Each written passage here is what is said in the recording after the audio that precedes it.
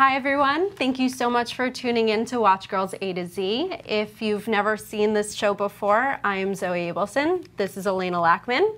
You can find us on Instagram with the handles that you'll see on the screen soon. And if you haven't downloaded our app, it's called Watchbox, and you'll get all news and blog posts about anything watch related. And you will also get to see Govberg Watches inventory. And if you add your collection, you'll get real-time values on the pieces that you put into the app. So that being said, let's start off by showing what we have on our wrist today. Sure. So this week I've decided to wear something a little different. The last 2 weeks that I've been on, you've seen me with pretty masculine, larger size watch. I know we talk all the time about how we feel about ladies' watches. Today I'm wearing a Royal Oak rose gold, silver tapestry dial, diamond bezel, a little bling bling, a grail watch, something I would absolutely love to wear every single day. To be honest, not my watch, but it is for sale on our website. If you have any questions or any interest, definitely give me a call, drop me an email. I'd love to give you some more information on it. Zoe, what do you have on today? So I am wearing something from my personal collection. This is a vintage Lecoultre chronograph. I will actually get into it a little bit later in our show as it has to do with the topic that we will be speaking of.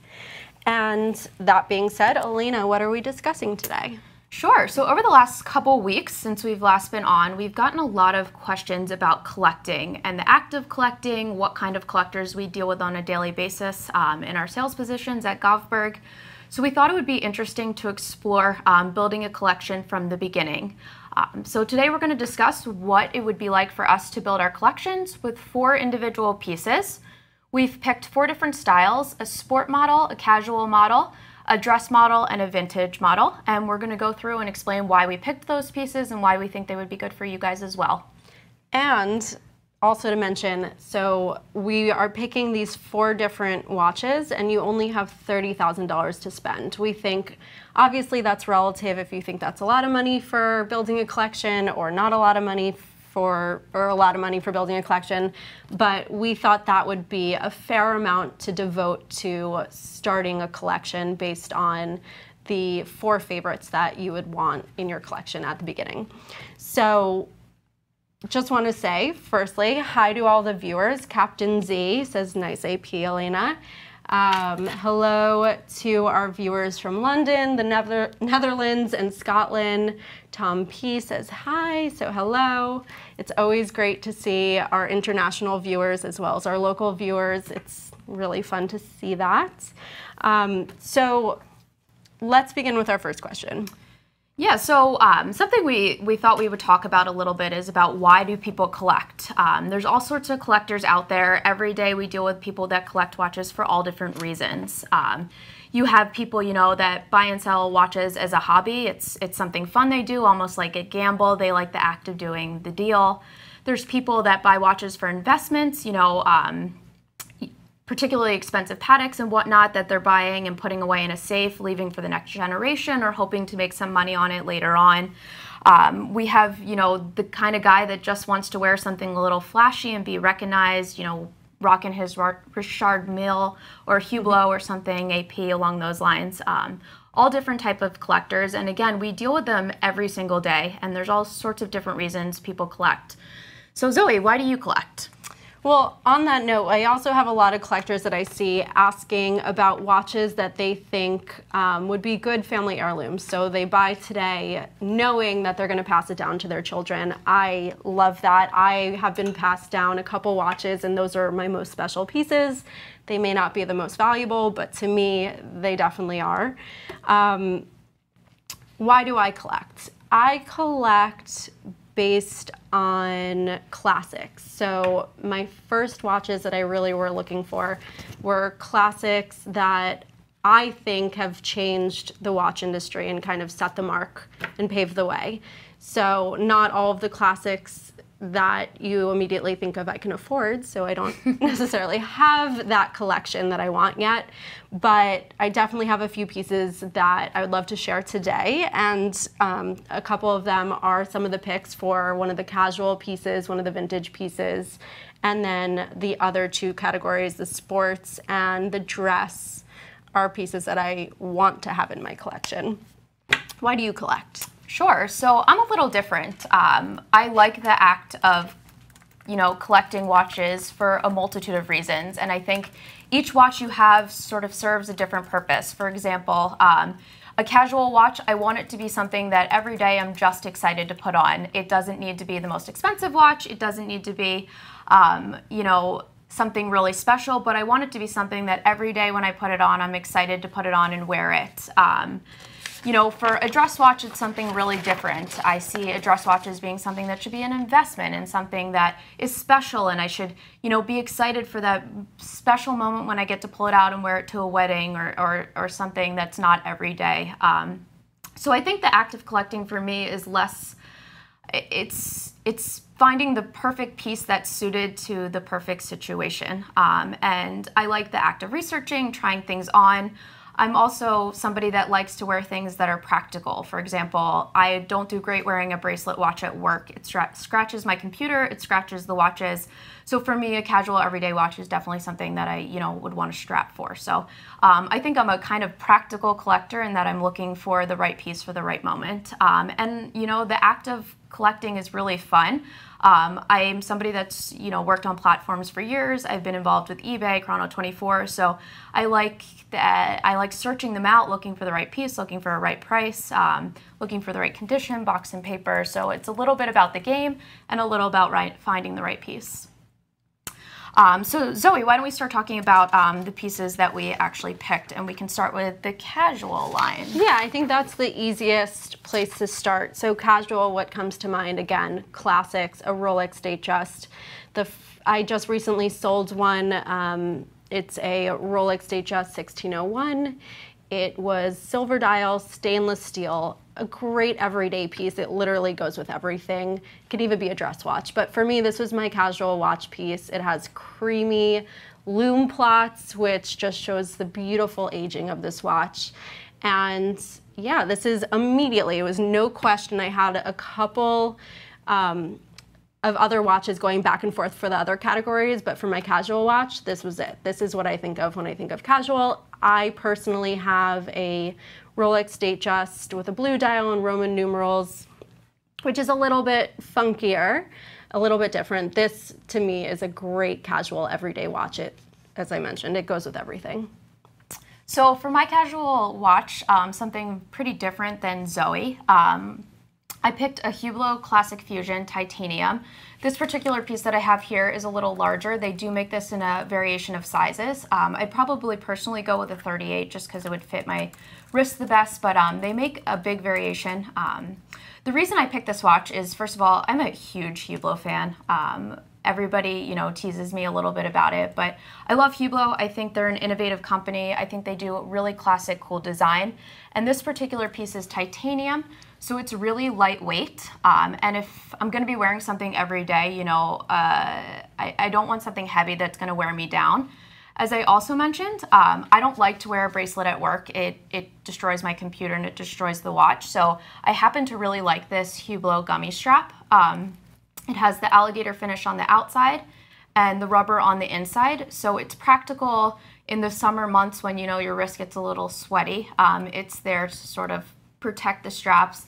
The lifespan of them is really long, and I overall just think it's a pretty cool watch that I would be really excited to wake up and wear every single day. And again, it's cool that they make them in all sorts of sizes, so they can be suited to men, suited to women, small wrists, big wrists, everything of the sorts. I totally agree. I also think, although Hublot is not really my style, I do really like that piece, and I do think it's extremely versatile. You could wear it with any color, any outfit, and it will be a good casual watch. So I'm actually with you on that.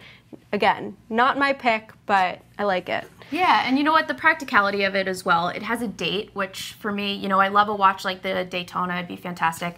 But I do like having a date on it, and it's easy to read. So that would be my casual pick. All right, and for dress, where would you go for dress watch? Yeah, so this was probably the hardest one for me to pick. To be quite honest, when I think of dress watches, I think of diamonds. And I didn't know how our viewers would react to that, so I tried to pick a watch that was somewhere in between. I ended up going with the JLC Master Ultra Thin Moon, in particular the Q136255J, which is a rose gold case with a black dial. I happen to think it's an extremely sharp watch and something pretty special.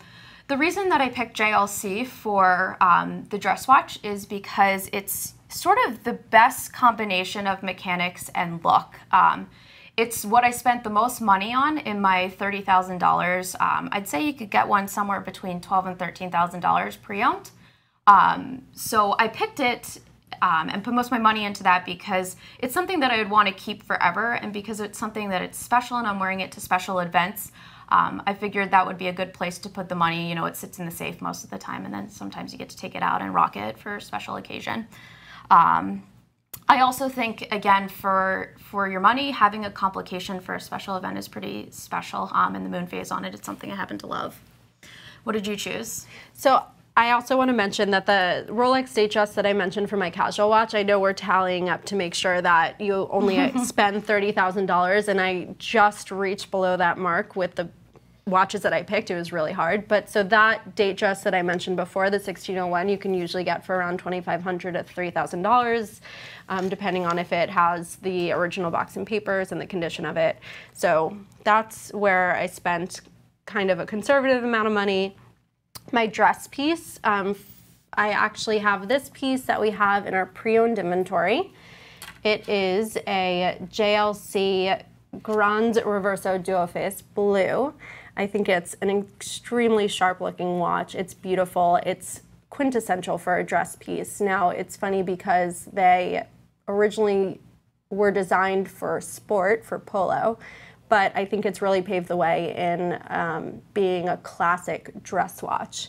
Now for me, I love the blue. I already have a blue Datejust dial, but I do think that if I had a pick of the litter, I would say that the Tribute to 1931 with the New York City skyline would be my go-to. I think that would be my go-to dress piece. I'm from New York originally. I just moved to Philly in December, so it would pay homage to my background and where I grew up. And always, whenever I am taking the train from Philadelphia to New York, that skyline is what excites me. So I would love to have that on my watch.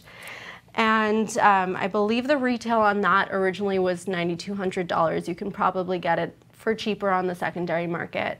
And yeah, that would be my dress watch that I picked. I see a lot of comments about the JLC drinking game. You all are welcome to start it out. As you can see, we all love JLC here.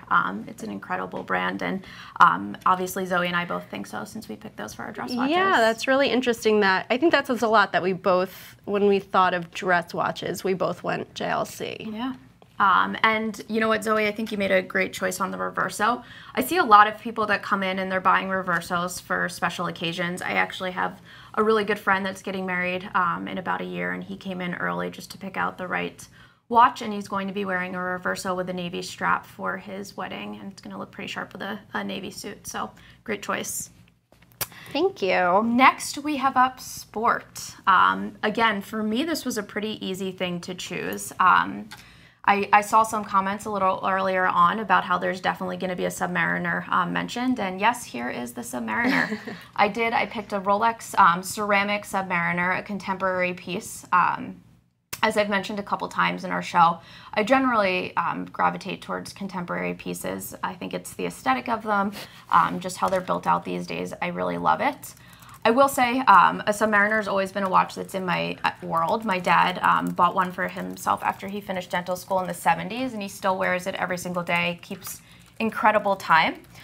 So the reason I picked this watch for sport is because I think everybody can agree the Rolex Submariner is a tank of a watch. It is perfect for everyday wear. It's perfect for activity. It's going to stand up well to the test of time. Rolex is a fantastic service industry. They're really good at, you know, they have a 5-year warranty when you buy it new. They'll service it, back it with a warranty afterwards. So, you know, it's like a good solid piece.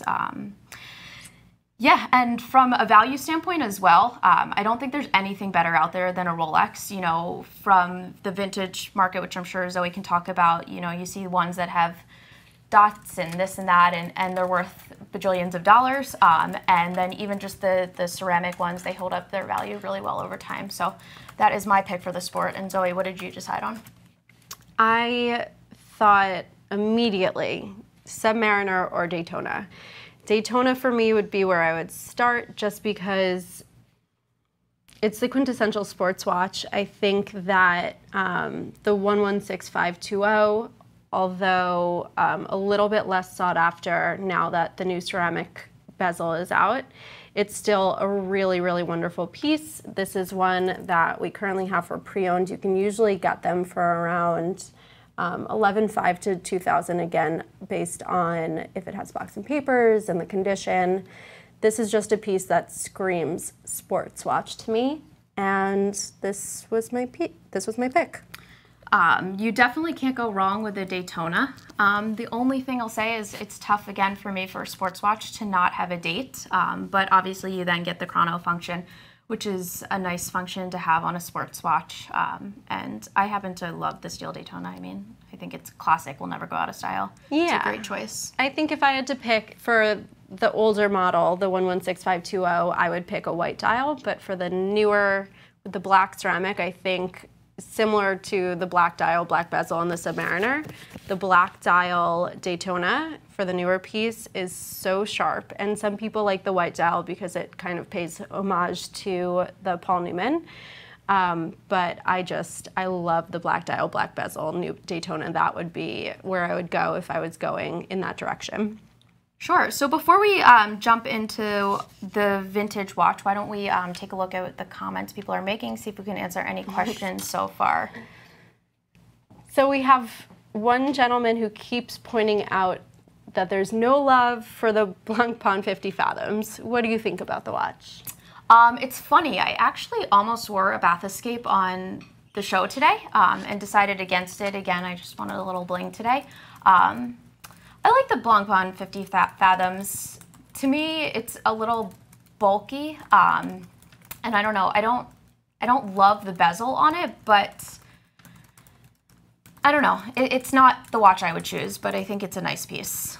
I do too, and it's one of their more popular models. I think it's a great piece for sports or for casual. You can kind of go either way with it. Maybe dress it up if you put it on a nice strap. Yeah, I feel like it's a really heavily sports model. Again, that like I'm gonna be honest, I don't know what the bezel's made out of exactly, but it's like just the dimension of the bezel seems really uber sporty to me. It's not my personal style, but again, I think it's a pretty cool watch. And again, the durability of it is fantastic. We never see them come back for repair.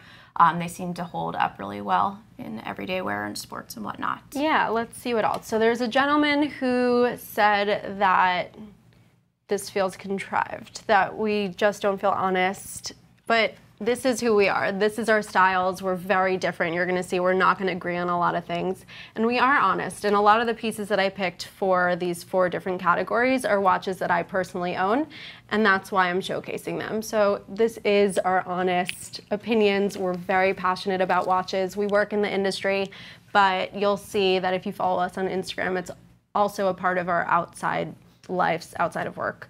So we hope to hopefully convince you a little bit better that this is not so contrived, and we really love watches, and the pieces that we speak about, we are passionate. Yeah, we take a lot of time to pick. You know, obviously as Goldberg Jewelers, we carry a huge amount of watches, new and pre-owned, so we see all different stuff come in every day, which actually makes choosing these pieces a lot harder than you would think.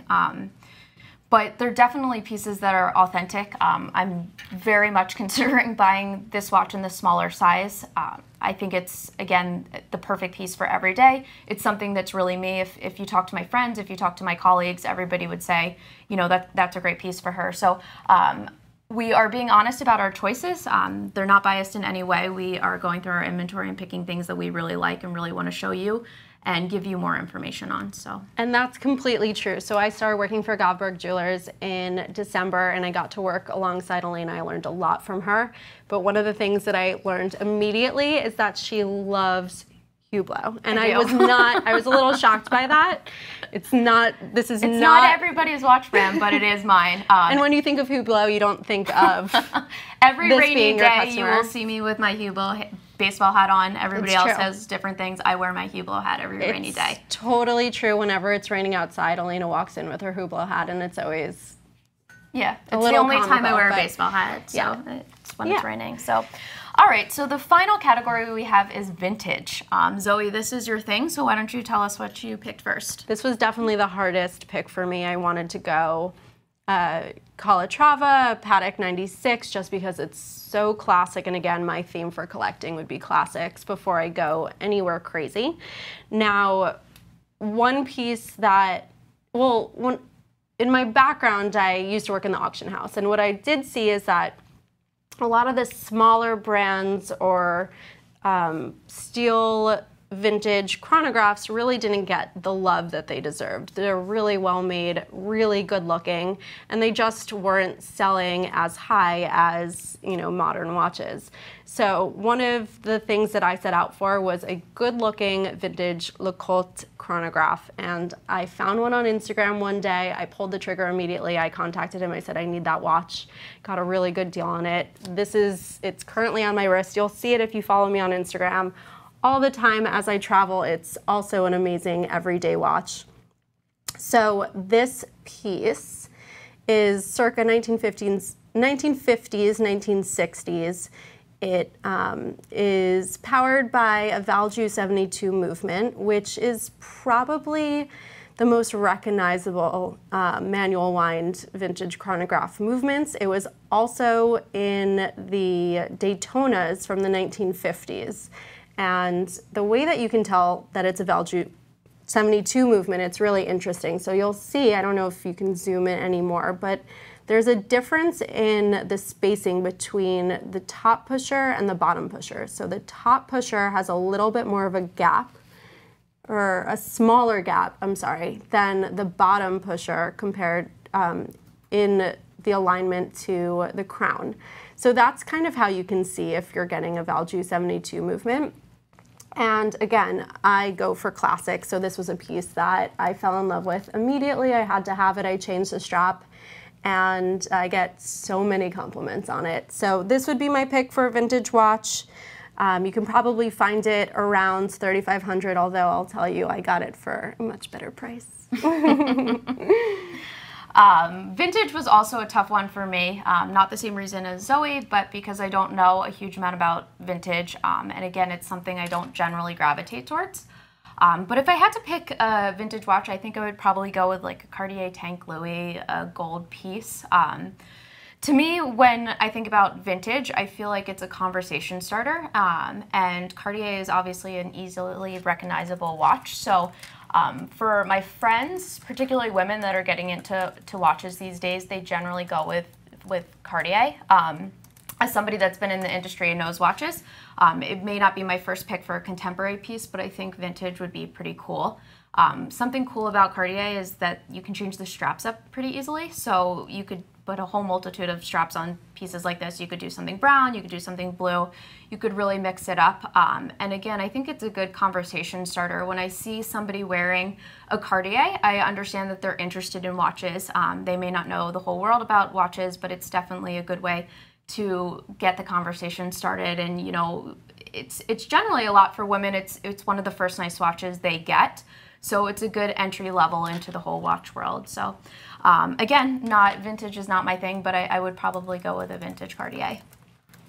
I personally love that piece. I always kind of looked for the perfect Cartier Tank Louis in steel, because I think that's also a really great everyday watch. But you see that watch and you think style. That person has style. They know what they're wearing on the wrist, even though it's not, you know, Patek or Rolex. It's still very, very respectable to be wearing a Cartier watch. And I think it will always be on trend. I think they're great gifts. Yeah, it's never going to go out of style. Again, ever. I talked about my dad with the Rolex Submariner. My mom has always worn Cartiers. It's something that's been passed down through my aunts and whatnot. So definitely something that rings true to my family and what I'm used to. And again, like Zoe said, it's never going to go out of style. It's classic. And you can mix them up, match them up, and do pretty cool things with Cartiers. All right, so we got a lot of questions and suggestions from our last show. One viewer asked, hey ladies, here's the thing. My wife has a tag and another cute vintage tag that she has her eye on but she has her eye on a ladies Hublot, all black, limited edition. Then she sees a Panerai and prefers it to the Hublot, but here's the thing, I can't get her to watch your show. And as she says she's not into watches, question, how do you get a closet watch lover out of the closet? This makes my heart patter. Two of my favorite brands, obviously, Hublot and Panerai. She has really good taste, and that's from John Thomas. Please let your wife know that I love her style.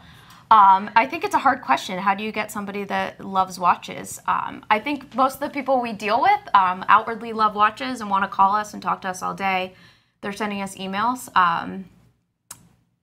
I don't know, tie her to a chair and make her watch us? I don't know. I would say get a Hublot or the Panerai on her wrist, and she will immediately be a believer. She'll want to get into the game. She'll want to learn more. Once you start to get your hands on them, that's when the fascination begins. So obviously, if you've never seen them or had them in your hands before, it's hard to understand why they're so amazing. You can see that they look great and they're cool, and you can see the people that are wearing them, but when you have them on your wrist, there's some sort of feeling that you get, and you just want to keep going. And that's part of our discussion today, is that we have a lot of collectors that are first-time buyers with us, and then next week they're asking about another one. I had a gentleman who started his first collection with a Panerai, and the next week said, all right, I'm ready for my sub. Next week was ready for another watch. And I think it's just a crazy addiction and a crazy hobby. So my solution for that is get her that Panerai, get her that Hublot, and she'll start to want to know more about it and get a little bit of that fascination rolling. Also, if you ever have the opportunity to get to Switzerland and go to one of the factories, there's nothing that can get you more engaged in the watchmaking process than actually seeing watchmaking.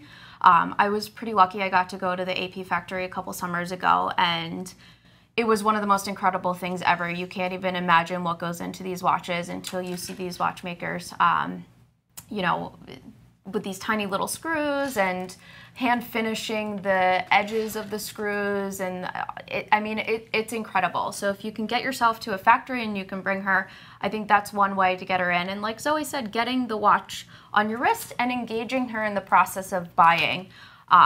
It's funny when you talk about people, you know, the beginner collector. I get a lot of people in, for example, that are like, the Panerai is cool looking, but it's so big. I never want to wear that Panerai. It's too big. It's not going to fit me. And then the second you get them in the store and you put that Panerai on the wrist, all of a sudden they realize that they're designed to be worn and that they do make reasonable sizes and that they fit the wrist really nice. And people become lovers really quickly once they can see it on the wrist and then visualize it in the real world. So get her into a store. If you can get to Switzerland, I think that would help as well. Definitely. Being able to see the amount of work that goes into these timepieces, that will change your life. I mean, you really don't, when you see the piece, it's usually simple. And you look at all the components built into one and you see it as a watch. But then when you go to the factories and you get to see them putting it together, it's a crazy experience. Yeah. So another thing we wanted to do is, again, we see so many cool watches come through the doors every single day, both new and pre-owned. So we thought it would be a cool thing every week to show you kind of our pick of something cool that came in or something we sold. Zoe, what do you have this week? Well, I just want to give a shout out to Mike, who is in love with this reverse, so I'd love to show it off to him. It's blue dial, and here if we can zoom in, so this is one side of it. And then you turn over this. So that is the other side. And it's really vibrant in person. I'm not sure the camera can capture this color. It's unbelievable. It's about as good as it comes with blue dials. This is a standout piece. So just wanted to show that off to you guys. Yeah, beautiful, clean, classic design. And again, that dial, you can't even believe it until you see it in person. Another reason to come into the store and check it out, because the screen does it no justice. It's a beautiful piece. And of course, hello to Caroline Jaffe. Hey, Caroline. Thanks for watching. She says that reverse is magical, and I agree. It is. It is magical. Do you want to show us what you brought today? Yeah, so one of the more interesting pieces that I've gotten in, and I've gotten a chance to try it out and wear it, and I fell in love with it. I actually Didn't buy this piece from the owner, but one of my clients pointed it out as being a really cool piece, and I always love Rolex. Obviously has a lot of different variations to their dials in their core models, but you really don't see this one that often. You'll see it more so in the day date, but not so much the date just. It's called a vignette dial and has diamond markers, and you'll see that the blue, also similar to the Reverso, is extremely vibrant in the middle and then gets darker towards the bezel.